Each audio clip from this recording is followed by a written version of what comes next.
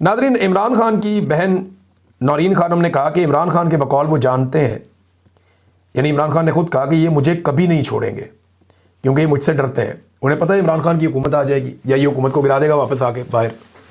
और ये बात सच है।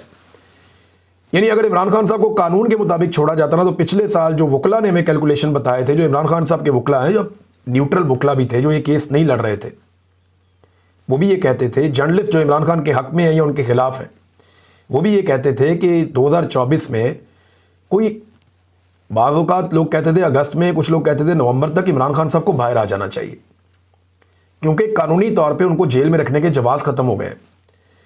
लेकिन क्योंकि मौजूदा मिलिट्री एस्टेब्लिशमेंट और हुकूमत ये समझती है कि इमरान खान इनके लिए बहुत बड़ा ख़तरा है, उसकी मकबूलियत इतनी ज़्यादा है कि जिस दिन वो जेल से बाहर निकलेगा वो पाकिस्तान के अंदर उसका सिक्का चलेगा, वो निकलेगा और चीज़ों को कंट्रोल कर लेगा।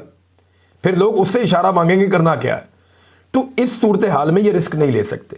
ये इमरान खान को कभी नहीं छोड़ेंगे, ये इमरान खान साहब खुद भी जानते हैं। इमरान खान को छुड़वाना पड़ेगा, ये कभी नहीं छोड़ेंगे। और छुड़वाने के लिए पाकिस्तान की आवाम को रोल प्ले करना पड़ेगा। वरना अगर किसी को लगता है कि ये इमरान खान को वैसे ही छोड़ देंगे, तो जब तक ये मुकम्मल तबाही नहीं फेर देंगे तब तक इमरान खान को नहीं छोड़ेंगे। नाज़रीन, मोतीउल्लाह जान साहब का एक केस हुआ था, आपको याद होगा, जब 26 नवंबर को कत्लेआम हुआ था, तो कुछ सहाफ़ी इन्वेस्टिगेशंस कर रहे थे, उनमें एक मोतीउल्लाह जान भी थे। उन्हें गिरफ़्तार कर लिया गया था, फिर उन्हें अगवा किया गया, फिर गिरफ़्तारी डाल दी गई, तो मनशियात का मुकदमा उनके ऊपर डाल दिया। बाद में वज़ीर शदीर बीच में पड़े, रोला पड़ गया। राना सनाउल्लाह ने कहा नहीं जी बड़ी ज़्यादती हुई, हम पुलिस से पूछेंगे। वो अब पता चला पुलिस ने चालान जमा करा दिया मोतीउल्लाह जान का।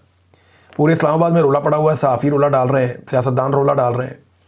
तो ये रूटीन चीज़ है पाकिस्तान में। अब ज़रा जो इस्लामाबाद के हमारे जर्नलिस्ट हैं उनके लिए ज़रा रोला ज़्यादा डल जाता है।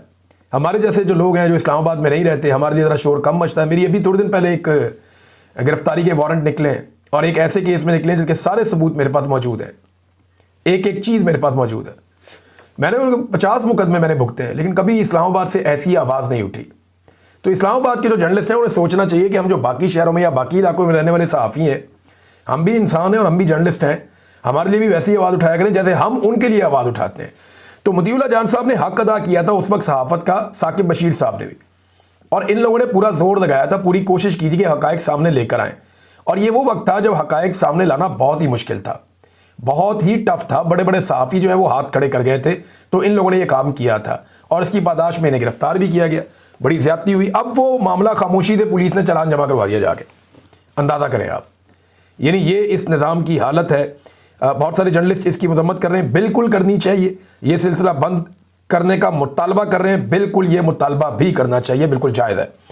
नाज़रीन, फजलुर रहमान साहब ने जैसे ही एहतजाज का मूड बनाया, वैसे ही मोहसिन नकवी साहब फूलों का तोहफा लेकर पहुंच गए। फजलुर रहमान साहब से मुलाकात हुई।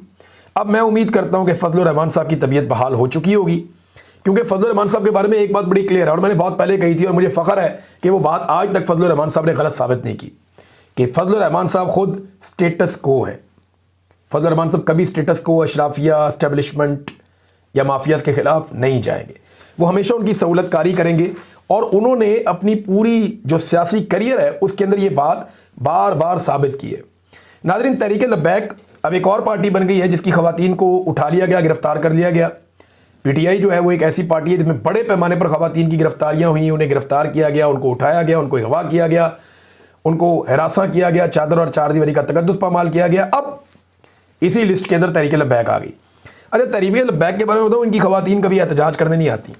मैंने नहीं देखा इनकी ख़वातीन आएँ और एहतजाज करें, तोड़ फोड़ करें, मार कुटाई करें, या कहीं पे भी आएँ वो एक टायर भी जलाएँ। ख़वातीन नहीं आती इनके, ज़्यादातर मैंने नौजवान ही देखे एहतजाज करते हुए, मर्द हज़रात देखे।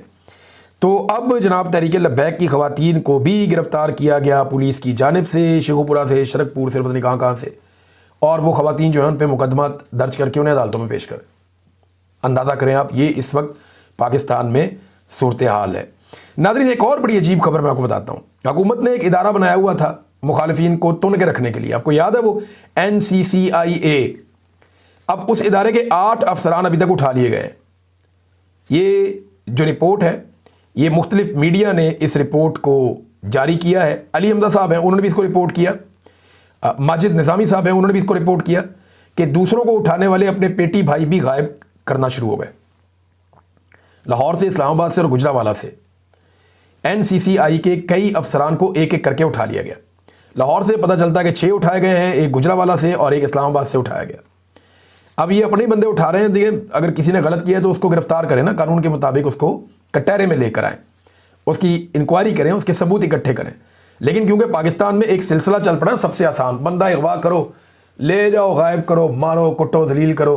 वो क्या किया है इन्होंने उसके साथ, जो कमिश्नर था चट्ठा रावलपिंडी वाला, पूरी खबर है मेरे पास, आपको देता हूँ 1-2 दिन में। कमिश्नर चट्ठा के बारे में मेरे पास क्या इतलात हैं, तफसीलात आपके साथ शेयर करूँगा। अब तक के लिए इतना ही। अपना ख्याल रखिएगा, अपने चैनल का भी। अल्लाह हाफ़िज़।